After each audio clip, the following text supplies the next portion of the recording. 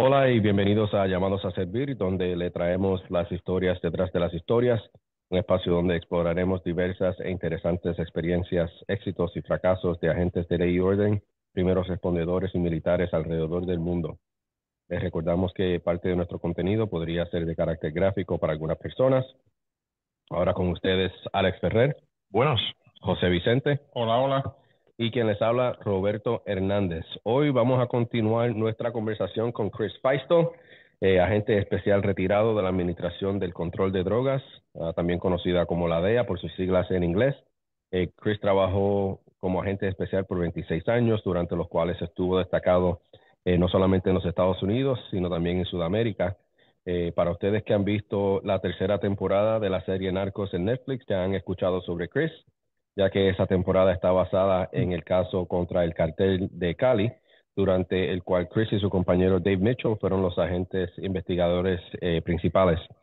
Este caso también es documentado en el libro que ya salió para el momento que escuchen este episodio, el libro llamado After Escobar, el cual ya está disponible para el momento que escuchen este programa. Y nuevamente, Chris, gracias por aceptar estar con nosotros y gracias por tener la paciencia de sentarte a hacer una segunda parte con nosotros.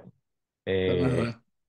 Como estaba diciéndote ahorita, le estaba escribiendo a Steve Murphy que le mandé una foto de la pantalla para que viera que te teníamos como invitado y él me dice, ¿y todavía habla español? Sí. Pero gracias, Chris. El episodio anterior acabamos de aterrizar en Bogotá, en el episodio anterior.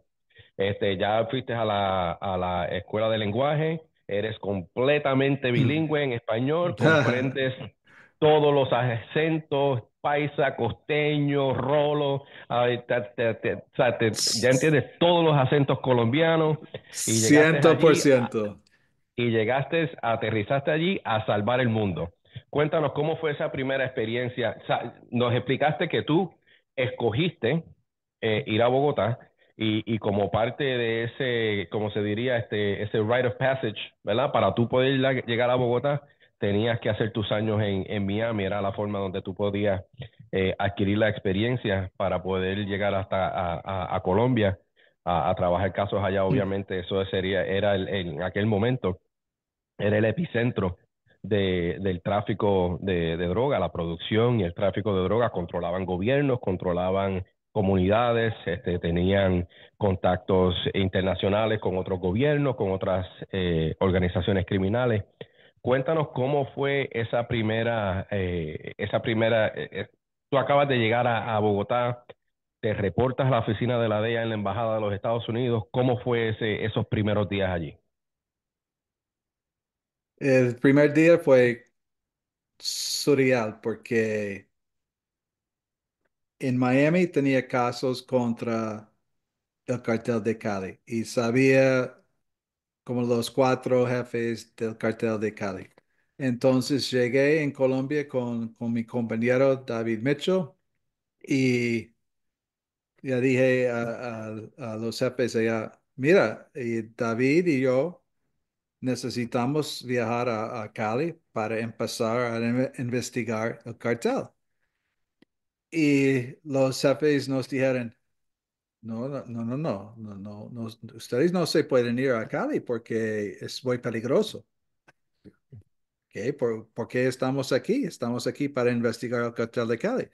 ¿Cómo podemos investigar el cartel de Cali en Bogotá? Es imposible. Ujú, Entonces, nos contaron una historia que algunos meses antes de llegar allá en Colombia, hubo dos gentes de la DEA que estaban trabajando en Cali. Y durante este tiempo, uh, el cartel tomó una fotografía de estos dos agentes caminando en Cali. Entonces, esta foto llegó a la embajada en Bogotá y, y ustedes saben por qué en law enforcement todo es un pánico. Oh, Dios ujú. mío, el cartel sabe que estos son los gentes de la DEA y durante este tiempo sabían dónde dónde se quedaron, en cuál hotel, dónde alquilaron los carros, dónde comieron. Tenía un archivo contra ellos bastante grande. Ujú, Entonces, con esto, eso fue, ellos pensaron que eso fue una amenaza contra gente trabajando en Cali, contra los agentes de la DEA. Entonces, nadie podía regresar o trabajar en Cali. En- Eso demora algunas semanas, pero David y yo seguía, mira, tenemos que ir, no podemos investigar el cartel de Cali. Entonces, después de algunas semanas de rogando y eh, eh, mandamos a Cali para trabajar con la policía y con el ejército en Cali, con la bloque de búsqueda, de estos grupos especiales ujú. para atacar y combatir el narcotráfico y arrestar los líderes del cartel de Cali. ¿Ustedes fueron asignados ese caso o ustedes tomaron ese caso por iniciativa propia? No, porque cuando trabajamos en Miami, todo el grupo, todo el gobierno de los Estados Unidos y la oficina de la DEA en Colombia estaba investigando el cartel de Medellín y Pablo Escobar. Entonces, no hubo mucha gente trabajando en Cali, contra el cartel de Cali. Y después de cartel tomó esta foto de los dos, ellos no pudieron regresar a Cali. Entonces, el grupo de Cali necesitaba gente. Entonces, David y yo tenía esta experiencia trabajando contra el cartel en Cali. La DEA nos pusimos allá en este grupo para investigar el cartel de Cali porque tenía experiencia allá en Miami. ¿O él también vino de Miami? Sí, también. Ah, ok. ¿Y llegaron a la misma vez a Bogotá? Sí, exactamente, sí. El dúo dinámico, Batman y Robin. Sí, Crockett y Tubbs. Oh, verdad, verdad, verdad. Perdón, perdón, perdón, perdón. Creo que Wow. Por favor, Miami. Y vamos a hablar un poquito sobre el cartel de Cali en sí, o los caballeros de Cali, como le decían, porque todo el mundo sabe de Pablo Escobar, ¿verdad? Y cuánto, ¿sabe? Él es como si fuera un icono, like a Icon. saint, es como un santo, tú sabes, la gente se pone en las camisas de Pablo Escobar y todo el mundo quiere tomar la foto de Hacienda Nápoles con la avioneta en la entrada. Un ídolo. Es un ídolo, exacto. Ujú. Eh, Como también era como un Robin Hood, porque le Sí. daba a los pobres exacto, también, sí, ¿no? pero es que eso es una técnica que usan todos los carteles, ya, eso no lo hacía más bueno que nadie. Pero edúcanos un poquito, Chris, en cuanto al cartel de Cali, porque la gente no comprende el hecho de que el cartel de Cali generaba más dinero anualmente que el cartel de Medellín y también estuvieron envueltos ellos tenían negocios legítimos. Vamos a hablar primero, ¿quiénes eran los hermanos y quiénes, ¿verdad? Los líderes del cartel de Cali? Dos de ellos eran hermanos, pero que también estaban envueltos en negocios legítimos y cuán grande era el reach que ellos tenían, los recursos que ellos tenían. Los líderes del cartel de Cali eran cuatro personas. Gilberto Rodríguez Oruela, el hermano menor Miguel Rodríguez Oruela, José Santa Cruz Londoño, que se llama Ujú, Chepe, Chepe. y Helmer Herrera Butrago, que Pacho Herrera. Ujú. Ujú. Y ellos eran como los padrinos de Cali, los caballeros de Cali. Y durante los ochentas y en 89, Pablo Escobar y el gobierno de Colombia declaró la guerra contra el cartel de Medellín y Pablo Escobar. Entonces, Pablo estaba corriendo por la vida. Y desde este tiempo, 88, 89, todos los servicios en Colombia y de los Estados Unidos estaban trabajando para capturar o matar a Pablo Escobar. Entonces, durante este tiempo, el cartel de Cali estaba allá en Cali reenforzando la infraestructura del cartel, la Ujú. red de comunicaciones, sobornando todos los políticos y toda la gente en el gobierno. Entonces nadie estaba haciendo nada contra el cartel de Cali. Entonces creció bien grande, muy fuerte. Y después de caer Pablo, el cartel de Cali era el cartel más grande en el mundo. Y durante este tiempo era responsable por 80 o 85% de la cocaína que llegó allá a los Estados Unidos y 90% por el nivel mundial. También controlaban el mercado de cocaína en 6 continentes. Era muy, muy grande y ganaban billones de billones de billones de dólares cada año. Y con esta plata, ah, los líderes del cartel de Cali compraron como bancos, emisores de radio, una cadena de farmacias, bienes raíces de departamentos, fincas, negocios, centros de comerciales, cualquier cosa. Y durante los 80 el cartel de Cali fue responsable por 40% de la construcción en Cali. Eran los dueños de la ciudad, podían hacer cualquier cosa. Ujú. Entonces, está moviendo bastante mercancía y lavando mucha plata y sobornando todo el mundo en Colombia. So, no solamente tenían el poder monetario, sino también tenían poder político, ¿verdad? Porque por construir parte de la infraestructura de Cali, eh, ser dueños de bancos, donde lo más seguro me imagino yo que por ahí mismo ellos lavaban su dinero más los negocios legítimos que tenían. Y todo esto, no que no eran violentos, pero el nivel de violencia no era no se comparaba al nivel de violencia que Pablo Escobar había traído en contra de la población y el gobierno de Colombia.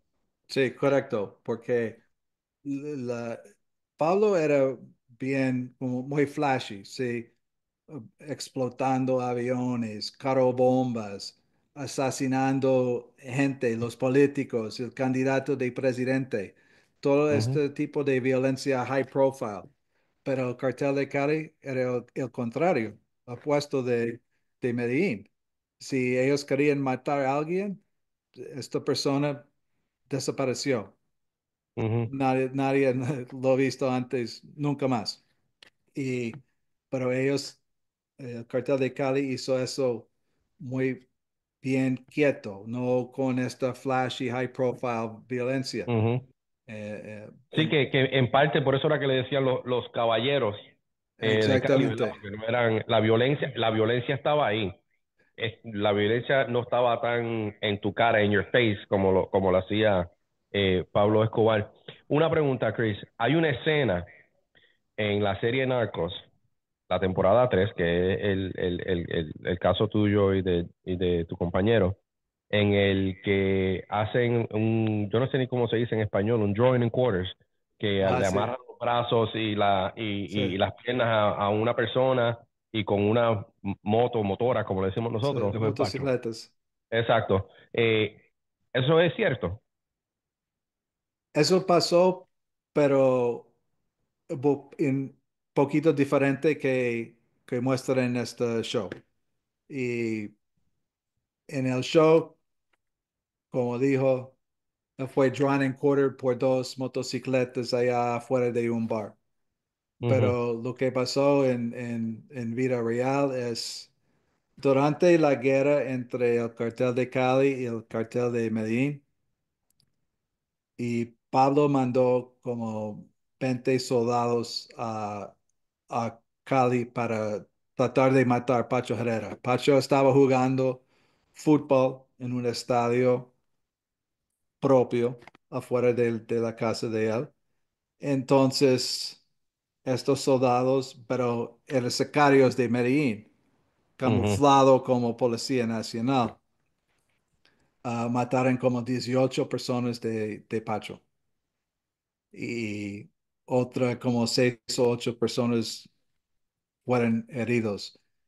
Y este grupo de gente que mandó Pablo alquilaron una finca en Cali y Pacho, después de 2 años, determinó quién era el dueño de esta finca. Y lo ubicaron allá en Cali y la gente de Pacho llevó a la finca y lo hice eso, pero con 2 pickup trucks, con 2 camionetas. Ok. Pero eso pasó. Sí, no exactamente como pasó en la serie, pero el evento es real. Sí, el evento. ¿Verdad?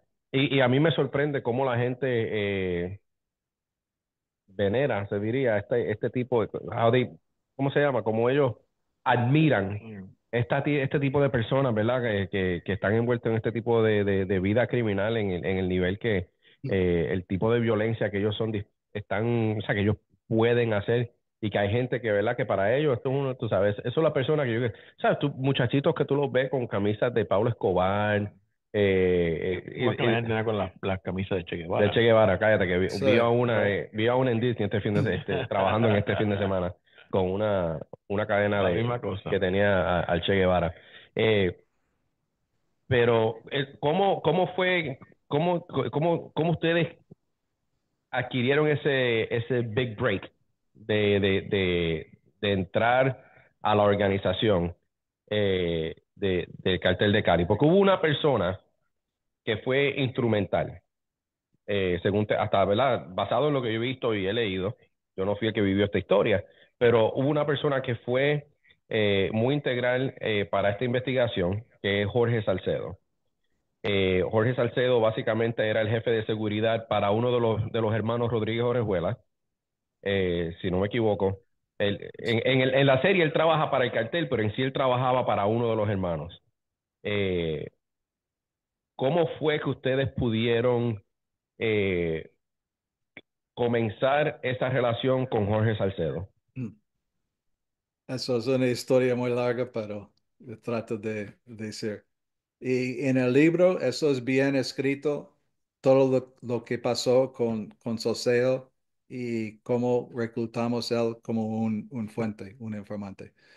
Pero Jorge Salcedo era el jefe de seguridad del cartel de Cali y el jefe de seguridad personal de Miguel Rodríguez Orejuela. Okay. Y él entró en el cartel en 1989 porque él tenía contacto con estos mercenarios británicos y los soldados de fortuna, los soldiers of fortune. Ujú, Y el cartel de Cali quería usar estos mercenarios en una operación, un operativo contra Pablo Escobar en la hacienda Nápoles. Entonces el plan del cartel de Cali era para hacer un asalto con 2 helicópteros de Cali, con una docena de estos mercenarios y aterrizar allá en la finca en Hacienda Nápoles y matar todo el mundo que está allá, porque Pablo estaba planeando una fiesta porque el equipo de él uh, estaba jugando en un torneo de fútbol. Entonces, eso fue el tiempo perfecto para lanzar este tipo de operación. Pero durante esa operación, el clima era muy mal. Uno de estos helicópteros chocó contra una montaña afuera de Medellín. El piloto murió, varios heridos de los mercenarios. Entonces, esta misión fue cancelada porque no podía continuar. ujú, El helicóptero está haya chocado allá en la montaña. Entonces, Salcedo tenía un acuerdo con los líderes del cartel que después de matar o después de morir Escobar, Salcedo podía regresar a la vida normal, porque ellos querían usar estos mercenarios. Pero después de morir Pablo, después de 5 años trabajando con el cartel, y Pablo murió, los líderes sabían que Salcedo sabía todo del cartel.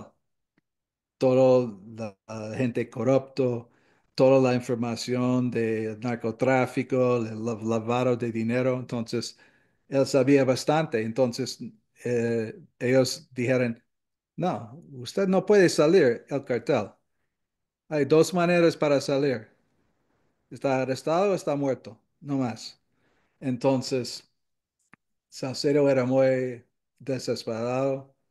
Tenía un amigo que fue encausado, fue arrestado allá en Miami, un abogado, y este abogado viajó a Cali para hacer cosas para el cartel. Y Salcedo era un amigo de él. Entonces, Salcedo llamó a esta persona en Miami. Él fue arrestado en Operation Cornerstone, esta investigación de 25, 24 mil libras de cocaína. Entonces, ellos tenían una conversación de posiblemente Salcedo pueden colaborar con el gobierno. Entonces, recibí una llamada diciendo que, mira, es posible que esta persona, Jorge Salcedo, quieren colaborar con nosotros. Y tenía una conversación telefónica con él y hablamos de eso. Y ya dije a Salcedo, mira, está interesado a ayudarnos contra el cartel de Cali para capturar a Miguel Rodríguez. Y él dijo que sí. Entonces, planeamos algunas operaciones contra Miguel Rodríguez. Durante este tiempo era el jefe máximo del cartel porque el hermano Gilberto fue arrestado en junio, 2 meses antes. ¿Y para qué año fue eso que ustedes reclutaron a Salcedo? En julio de 95, 95. Pero eso era un año después de llegar en Colombia. Ujú. Entonces, David y yo estaba trabajando en Colombia, en Cali, un año con el bloque de búsqueda contra el cartel de Cali. Y no hubo muchos éxitos durante este tiempo porque este bloque fue bien infiltrado con espías del cartel. Y ustedes cogieron a Gilberto antes de Jorge Salcero, ¿correcto? Sí, correcto. Ok. Y Gilberto fue arrestado en junio de 95, 2 meses antes. ¿Y cómo lo pudieron coger a él? Con otros informantes que nos pasaron información muy crítica sobre una persona, un secretario ejecutivo que trabajaba para Gilberto, que cada día viajaba por la casa de él hasta la casa de Gilberto. Entonces, porque el grupo, el bloque de busca fue bien infiltrado con espías. Teníamos que usar un grupo especial de la comunidad de inteligencia de la CIA. Y este grupo era de muy confianza, que todos los miembros recibieron un examen de polígrafo, fue entrenado en los Estados Unidos y era muy confiable. Entonces, hicimos una vigilancia de una semana contra esta secretaria y seguimos como 6 o 7 día hasta la casa de Gilberto y allanamos la casa y arrestamos a Gilberto allá en una caleta en el closet, en el armario. Mm. Y ese era un safe house de él, ¿no? Eso no era la casa principal de él. Sí, siempre esta gente de cartel estaba moviendo por todas las partes a casas diferentes. Y Gilberto estaba quedándose allá en un townhouse en el área de Santa Mónica. Entonces él estaba trabajando afuera de esta casa durante esta semana. Entonces, esta vigilancia por la secretaria, we were able to llegar allá en esta casa y ya con la sorpresa, él escondido allá en el closet. Mm. Chris, ¿y este bloque de búsqueda era el mismo bloque de búsqueda que estaba en Medellín o ese grupo lo deshicieron y trajeron personas nuevas para el bloque de búsqueda para Cali? Gente diferente, gente ¿O diferente, no? porque Y en Medellín tuvieron el mismo problema de infiltración, así al mismo nivel que ustedes tuvieron en Cali. creo que no, en Cali era mucho, mucho peor, porque el bloque de búsqueda en Medellín era muy, muy grande, que más de 600 personas durante este tiempo. En Cali, Cali era una ciudad más pequeña de Medellín, entonces tenía el bloque de la policía y el bloque de ejército, Ujú. y era como la mitad o un tercero del tamaño del bloque en Medellín, pero muy bien infiltrados los dos equipos allá en Cali. Y la mayoría de los miembros eran de otras partes, no eran de Cali, me imagino, eran de otras partes de Colombia. Diferentes partes, sí. Ok. Y entonces, el primero espérate, ¿quién fue el primero que capturaron? A Gilberto. Gilberto. Ok, entonces ahí es donde ustedes reclutan a Salcedo. Entonces, ¿cuánto tiempo estuvieron trabajando con él? ¿Cómo, me- ¿Cuán complicado fue trabajar con Salcedo siendo que él era el jefe de seguridad del cartel? ¿Y cuánto tiempo estuvieron trabajando con él hasta que la próxima persona, miembro del cartel, fue arrestado? El segundo que fue arrestado era Chepi Santa Cruz en julio, el 4 de julio en 95 en Bogotá. Pero él estaba cenando en un restaurante bien popular que se llama Carbón de Palo, que es el mejor carne en Colombia. Y eso era una sorpresa porque José Santa Cruz, el tercer hombre en el cartel de Cali, estaba comiendo en un restaurante con todo el público allá, comiendo con 100 personas en un restaurante y no tenía sentido.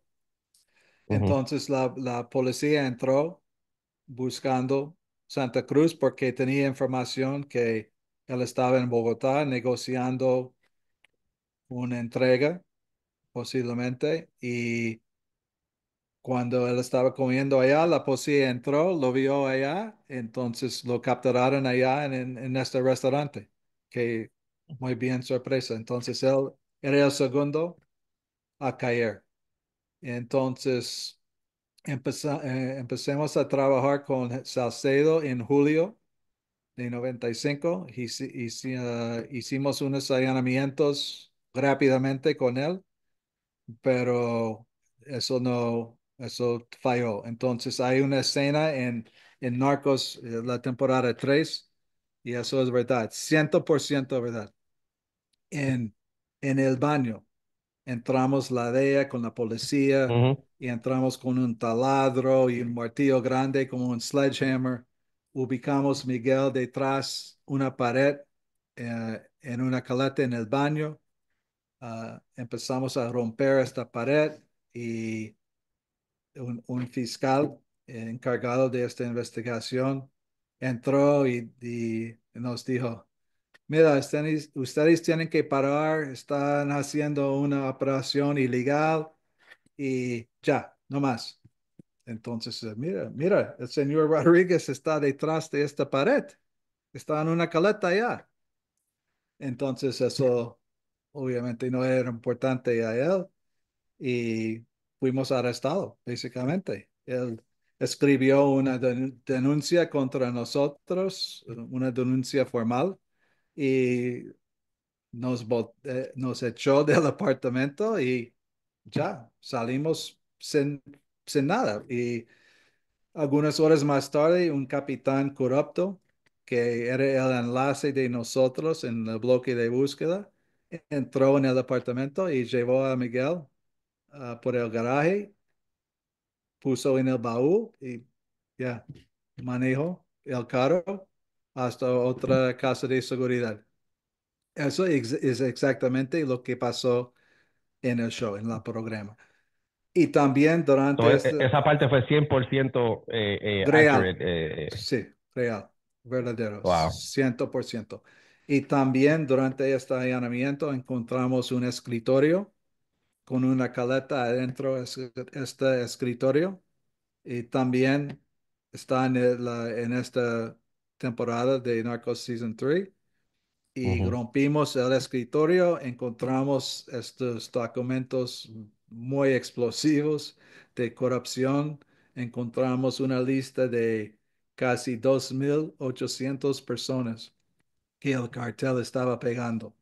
Uh, Oficiales del ejército, la policía, congresistas, senadores, el tercero de la campaña del presidente Samper, mucha gente. Entonces, eso fue una revelación muy grande que hay mucha gente corrupta allá en el gobierno ayudando al cartel de Cali. ujú. Wow. Y entonces, ¿cuándo fue que por fin pudieron arrestarlo a él? En agosto recibimos otra información de Jorge Salcedo. Hicimos una vigilancia, David y yo, unilateralmente, sin la ayuda, sin la participación de la policía, de cualquier persona en el gobierno, porque sabía que eso era the last shot, el último shot para arrestar Ujú.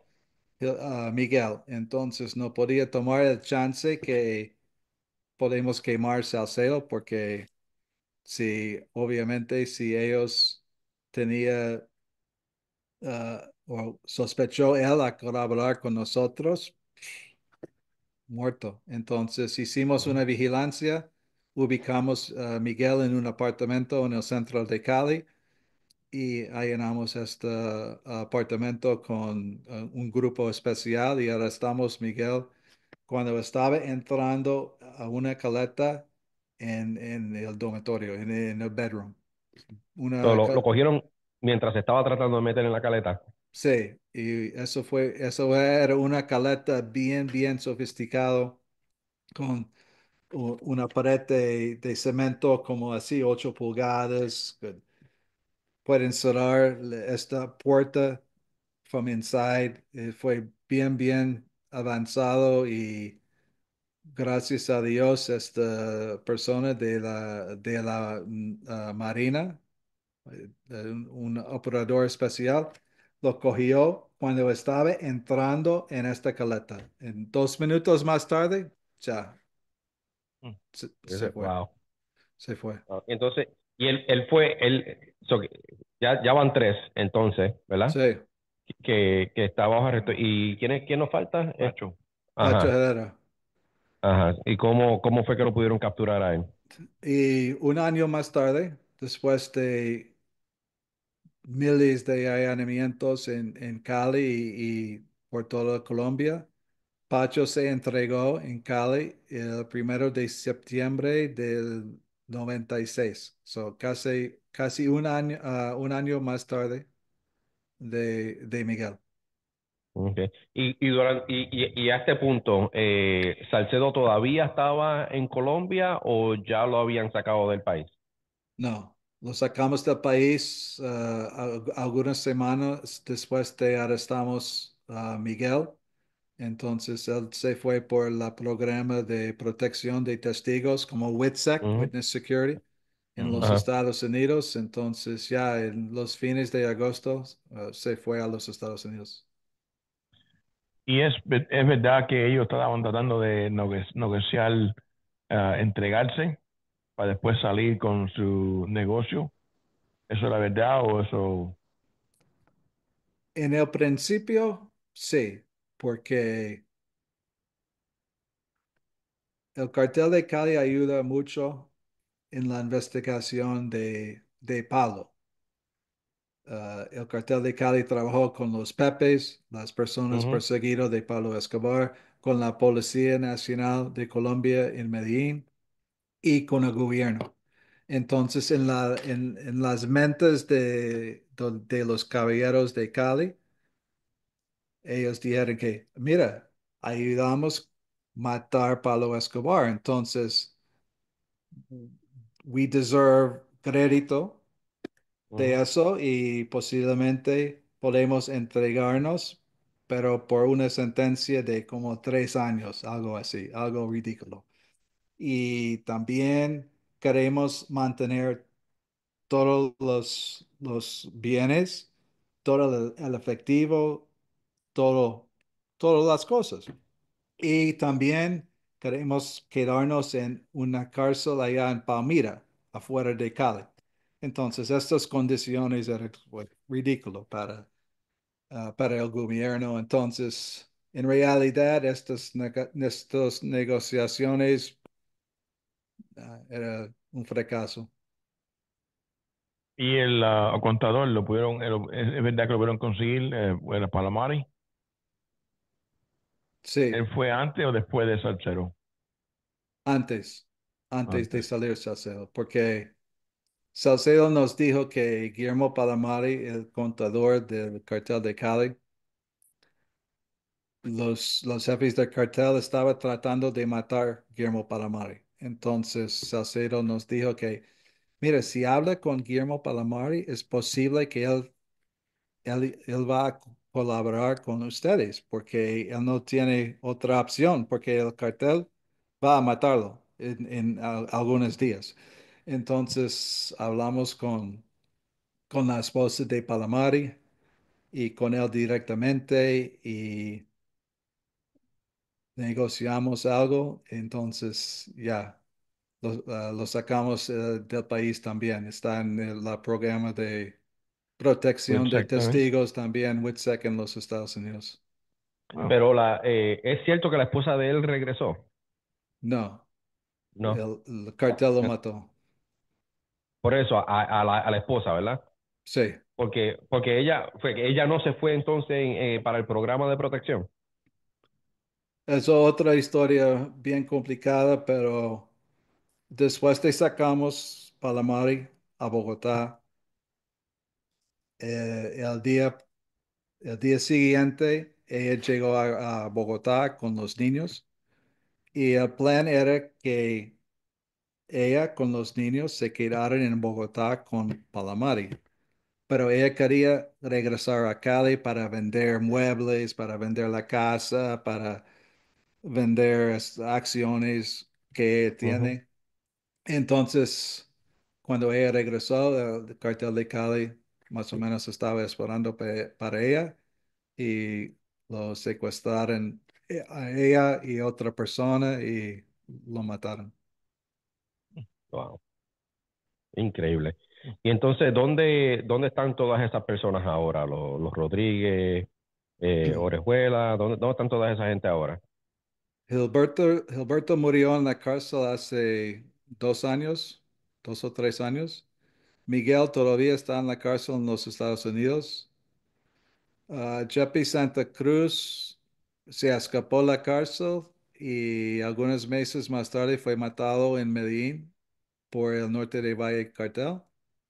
Ujú. Y Pacho fue asesinado allá en la cárcel jugando fútbol por un miembro del cartel Norte de Valle. Ok. Entonces Que básicamente, ajá, solamente Miguel está vivo. ok, que eh, se consideraría ahora mismo el norte del Valle el cartel más prominente en Colombia, después ¿verdad? De Cali. Después de Cali, sí, pero las acciones de la DEA, el gobierno de Colombia, no existe el cartel Norte de Valle nada más. Ok, sí, pero se han fragmentado.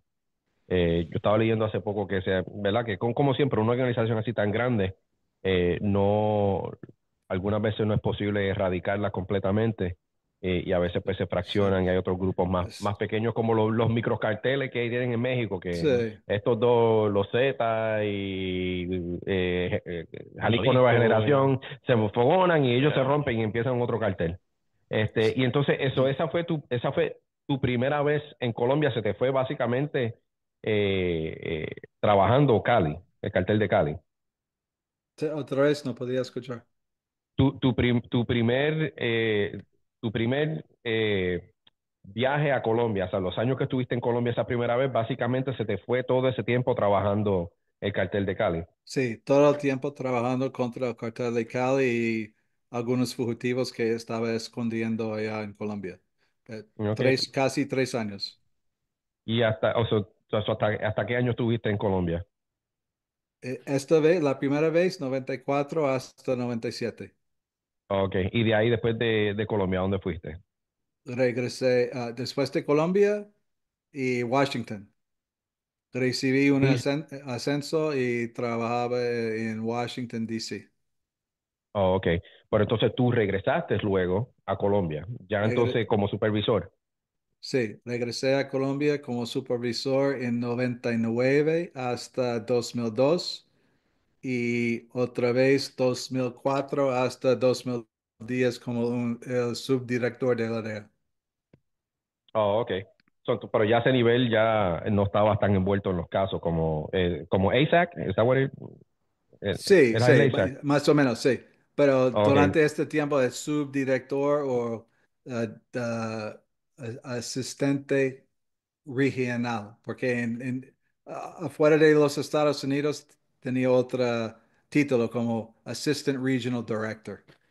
ok. Y la anterior antes de esa fuiste como supervisor de grupo. Exactamente, Group Supervisor, Ok, supervisor de que en grupo. ese, como supervisor, pues uno no está directamente trabajando los casos, pero está más envuelto en los casos, ¿verdad? Obviamente que un subdirector. Sí, más o menos, sí. Y en esa ahí, cuando era supervisor de grupo, ¿qué era más lo que se estaba viendo? ¿Qué era lo más que estaba trabajando la DEA en ese momento, en Colombia?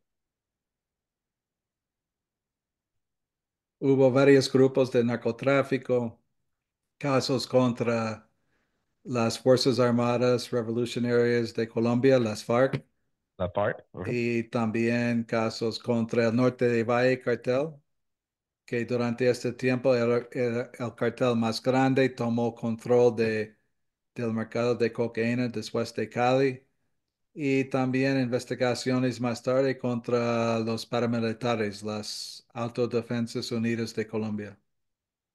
Que al final del día todos estaban envueltos en narcotráfico. Claro, sí. Ya fuera la FARC, ya fuera la autodefensas, todos estaban, anterior de eso, la M-19, todo el mundo estaba envuelto en el tráfico de drogas. Sí, narcotráfico, secuestros, extorsión, traficando de armas, cualquier cosa. Y si no me equivoco, el término narcoterrorista se empezó a usar con esos grupos, con la FARC y las autodefensas. Por lo menos que yo recuerde, desde cuando se empezó a utilizar el término de narcoterrorista, era por esas organizaciones, ese tipo de organizaciones. Sí, claro, porque estaba peleando contra el gobierno por años, por años. Y las FARC empezó como en los 60s, los En los 70s. 60, sí. Y es el grupo subversivo, insurgente, más antiguo de las Américas. Entonces, sí, siempre estaba peleando contra el gobierno.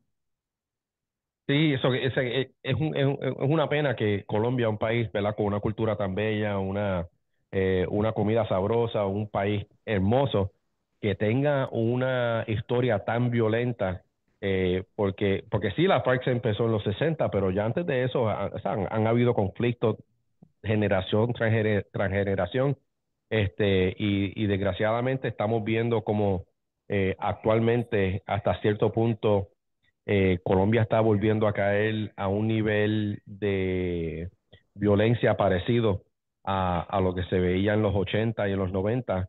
Eh, a- a- Hace poco secuestraron a militares. Ujú. Los policías ahora tienen una recompensa sobre su cabeza. Sí, Y estos son obviamente actores criminales que Bueno, están. mira el presidente.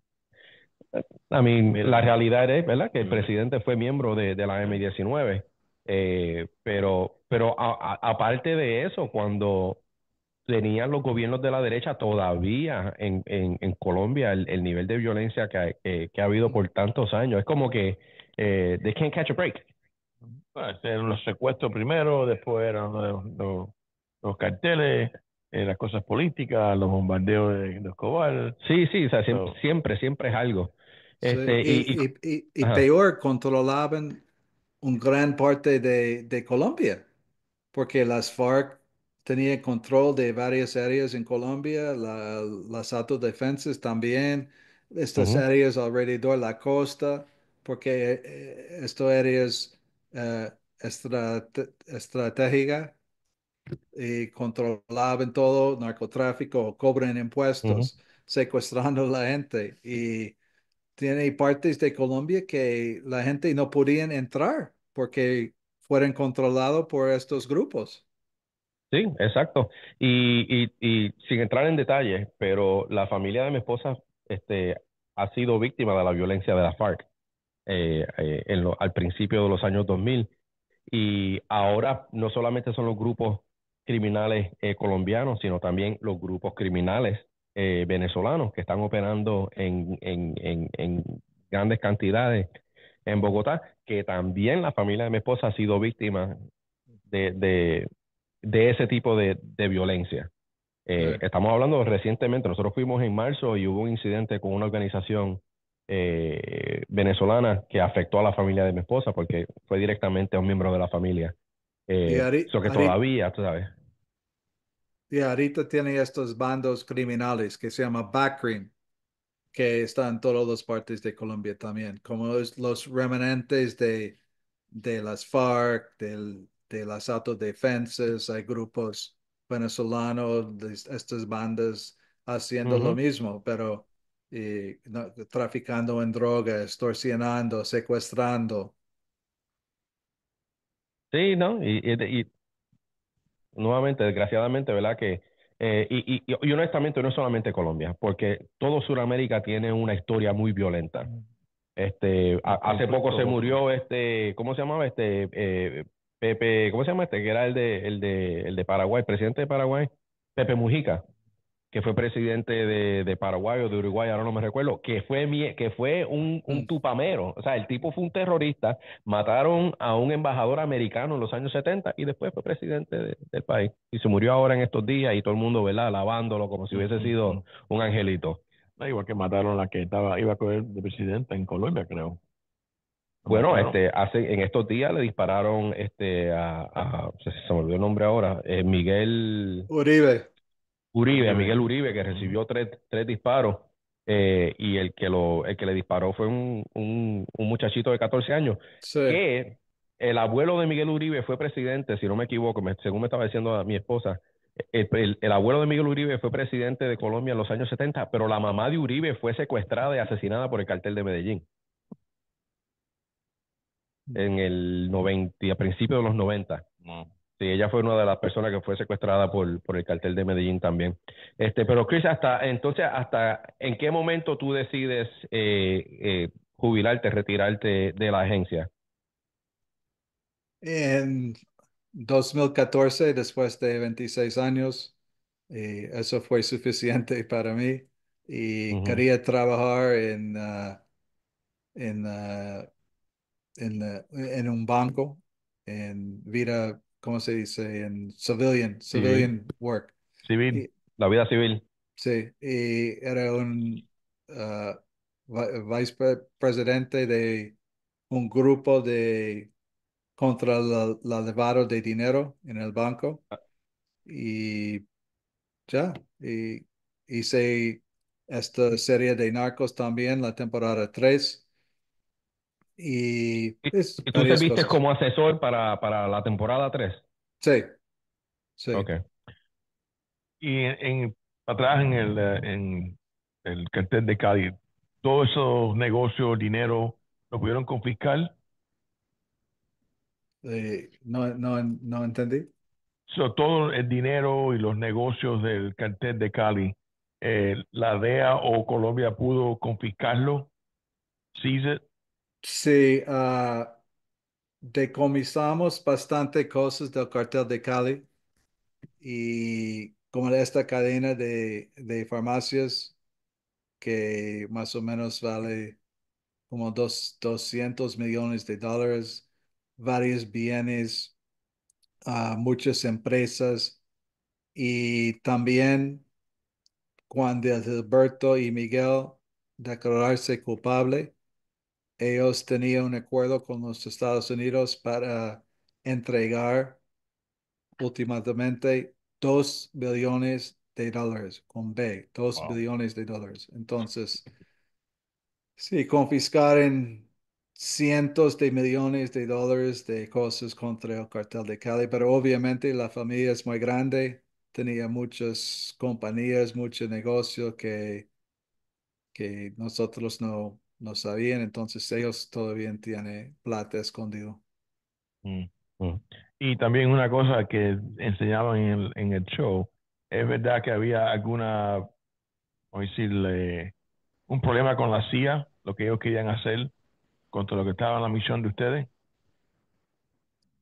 Sí, hubo mucha vibración, pero Que la gente de había, la había CIA, un conflicto con la CIA y la DEA. ah, ah, no, en nuestra temporada no, pero yo sé que Javier y Steve tenían algunos problemas con la CIA, pero trabajamos con la CIA muy bien, usamos estas unidades especiales de ellos, se quedamos en los safe houses de ellos, usamos los carros, trabajamos muy bien con la CIA durante este tiempo en Cali. O sea que el problema eran Steve y Javi. Por lo que veo. No, Y se lo voy a decir, se lo voy a decir así Yeah. mismo a Steve cuando hable con él.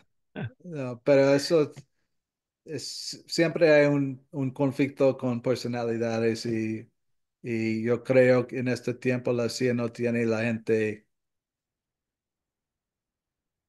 correcto para trabajar con la DEA, pero con nosotros, que sí, eso fue un placer trabajando con ellos. Sí, es que también es como yo digo, y esto pasa en la misma agencia de uno, que las distintas divisiones, ellos son como, they're like kingdoms. Ujú. Ellos son un reinado y esto es mío, y yo soy la CIA, yo soy una agencia de inteligencia, tú eres un policía, yo no tengo, o sea, lo que yo estoy trabajando, yo no tengo que compartirlo contigo. Y Eso es eso pasa en las importante. mismas agencias. Yeah. El FBI es horrible. Entre ellos mismos compartir información e inteligencia. Y eso, pero eso pasa en todas partes.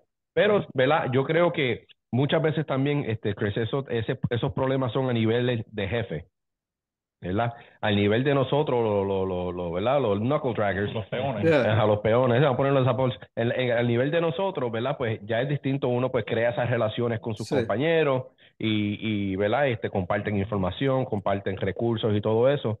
Pero sí, muchas veces yo pienso que eso ya al nivel de jefe, ¿verdad? Que están viendo las cosas a un nivel distinto al de nosotros. sí, exactamente. Y en Medellín, Pablo era el premio grande. Sí, todo el mundo quería el crédito a capturar o matar a Pablo. Entonces, eso era una carrera, it was a race. Ujú. Cualquier agencia, esta agencia pueden coger Pablo primero. Entonces, siempre hay problemas con esto. Y como usted dice, la gente en the ground, en la tierra, trabajando, siempre solamente quiere hacer el trabajo. No importa, Exacto. ¿sí? Trabajamos, esto es el blanco, trabajamos juntos para hacerlo y ya, no más. No, no hay político, no hay nada, pero en los niveles muy altos con los jefes siempre hay problemas. Mm.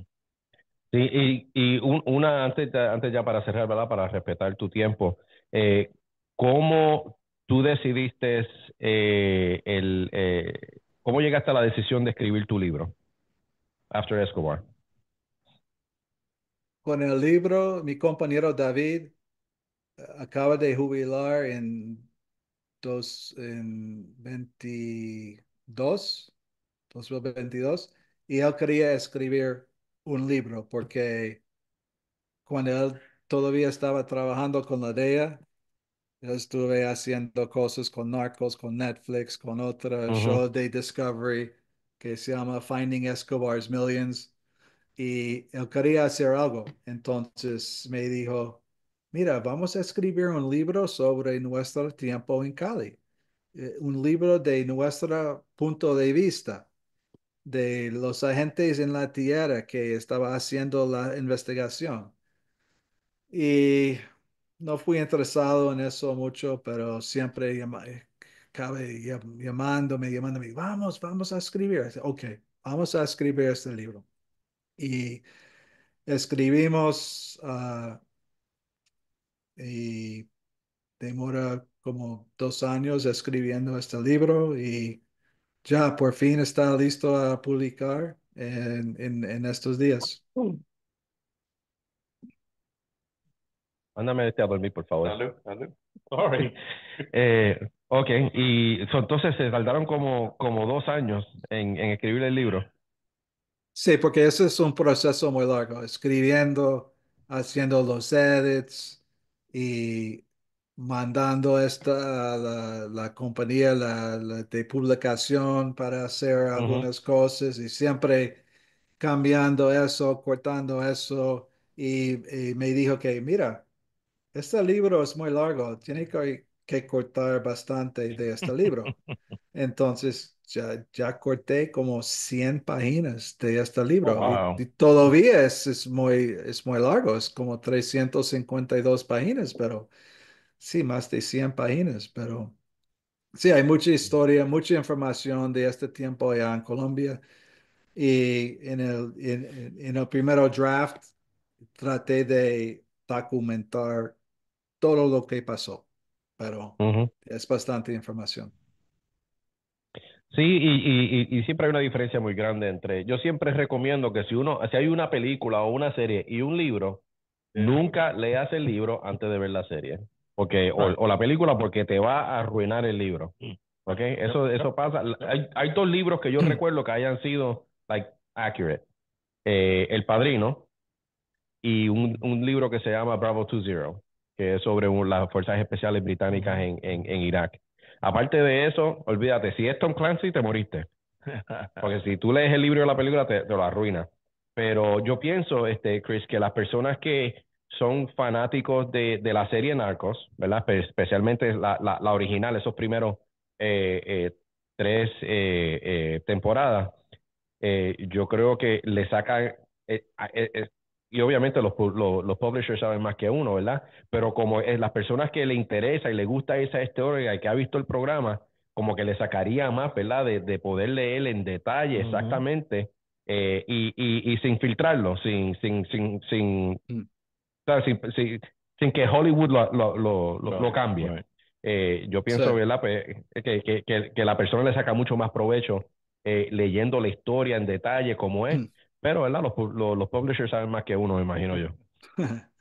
Sí, hay mucha información en el libro que no estuvo en este show, en este programa, por varias razones, pero sí, es muy buena historia y con muchos detalles sobre las operaciones, cómo hicimos esto, por qué hicimos la corrupción.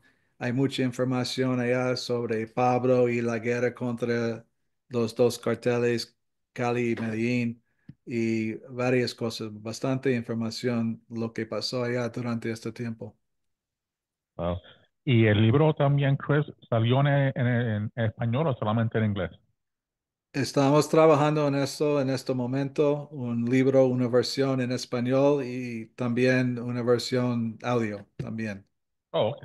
Ok, bueno, lo que vamos a hacer es cuando el episodio salga, que saldría no esta próxima semana, la próxima, porque ya tenemos otro episodio que va a salir la semana que viene, yo voy a poner el link tuyo cuando pongamos el post en las redes sociales para que también la gente, pues mucha de nuestra audiencia lee inglés también, para que empiecen a ordenar desde ahora, entonces cuando salga el de español, pues ordenan el español. Yeah.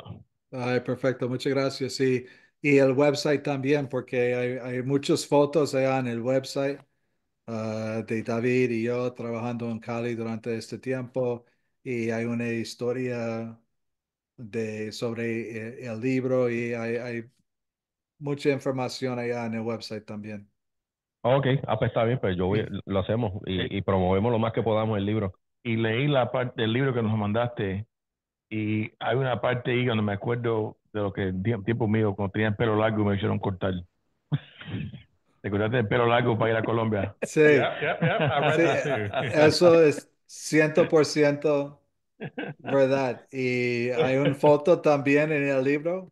Yep. Yeah. Entonces ya, sí, tenía I know, I pelo know, como I know the hasta feeling. así. Sí. I know the feeling. Y Chris, ¿qué estás haciendo ahora entonces para pasar el tiempo? Otra vez, perdón. ¿Qué estás haciendo ahora entonces ahora para pasar el tiempo? Ahora, y haciendo podcast para promoción del libro. Pero ¿cuántos Y has hecho en español? Dime.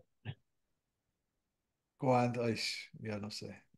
No, no, ¿cuántos podcasts has hecho en español? Oh, eso es la segunda. ¿Quién fue el primero?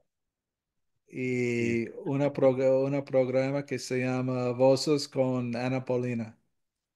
Oh, nice. In Florida. Okay, Yeah, we'll yeah, take it. yeah, that's okay. I'm not mad. Yeah. We'll take seconds. Yeah, that's okay, that's okay. She's good. Yeah. No, muy, muy linda. Pero además ¿en qué más estás haciendo? ¿Tú hablas en conferencias también como Stevie Harvey? ¿No? No, no, yo no. No, no, no hago eso. Solamente estos podcasts, algunas entrevistas por televisión de la noticia, algo así. Y estoy trabajando en algunos proyectos ahorita sobre el cartel de Cali. Posiblemente vamos a ver cómo pasa eso, pero algunos documentarios, cosas así por televisión. So, vamos a ver. Oh, muy bien. Muy bien. Bueno, ¿alguna otra pregunta antes? Pues no quiero tomarle más tiempo ya. a Chris. No. Te voy a decir una cosa, uno de los episodios que más me he disfrutado. Oh, yeah. Mhm. ¿Ok? By far. Y me molesta que hable español mejor que nosotros. Ya, no, imposible. Gracias. Está No, tomando no. mucho ya. Está tomando No, mucho. no. Y yo sé que estabas un poquito preocupado, ¿verdad? De que a lo mejor te habláramos muy rápido, que te habláramos No, mijo. algo que no entendiera, pero Muy impresionante. sí, no, muchacho, no se te ha olvidado. Estamos bien en el español, no te preocupes. Mhm. Gracias. Tengo que practicar más. Ah, bueno, pues cuando quieras sentarte con nosotros a conversar, nos dejas saber. Ven para acá. Cuando vayas para Listo. Miami nos dejas saber. Y si Muchas estás aquí en el gracias. área de Orlando, en confianza, nos dejas saber. Orlando, Tampa, Miami. Vamos para allá. Sí, no, Ajá. agarramos a Steve Murphy, nos los Nos traemos lo llevamos. y Los secuestramos. los secuestramos. Sí, porque nosotros tuvimos la oportunidad de pasar por Steve y pasamos que como una hora y media en la casa de él antes de nosotros empezar el podcast, porque yo le dije, mira, yo le escribí, yo no lo conocía, y yo le escribí así a lo loco, le digo, I feel like I'm ripping you off, porque esta es la idea que tengo. Y es porque no había un podcast en español donde los policías, ¿verdad? Los militares que hablan español pudieran decir sus historias. Y entonces, pues, yo sé que él conoce a un teniente ya retirado de la policía de Orlando, que es donde José trabajaba. Y yo le dije, mira, y como yo sé que tú no sabes quién yo soy, pregúntale a tal persona quién somos nosotros. Y Steve nos invitó a la casa, tuvimos la oportunidad de sentarnos con él, ver su equipo, hablar de podcasting y todo eso. Y yo siempre estoy muy agradecido, ¿verdad? De la forma en que él nos ha tratado. Estos dos bambalanes salieron de allí con copias de su libro firmado. Yo no salí, y una botella.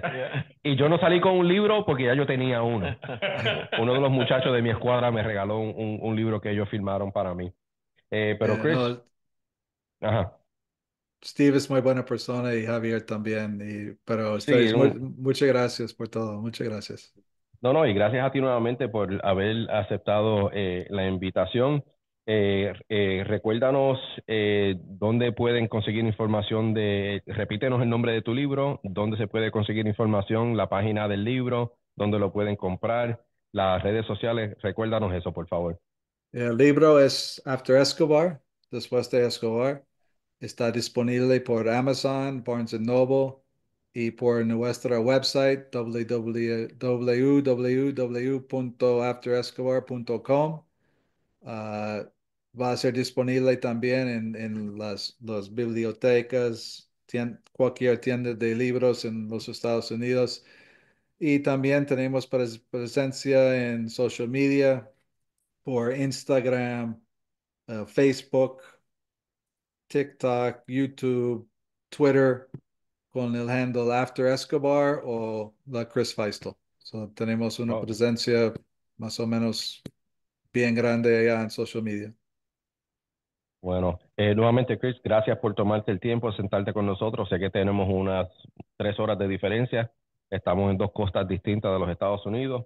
Pues para nuestros seguidores, le damos las gracias por escuchar. Recuerden seguir nuestra página de Facebook en www.facebook.com horizontal llamados a servir podcast. También nos pueden escribir a llamados a servir podcast@gmail.com con sus preguntas o sugerencias. Sigan nuestra página de YouTube en youtube.com horizontal llamados a servir podcast, donde además de los episodios también subimos videos cortos cubriendo distintos temas de interés.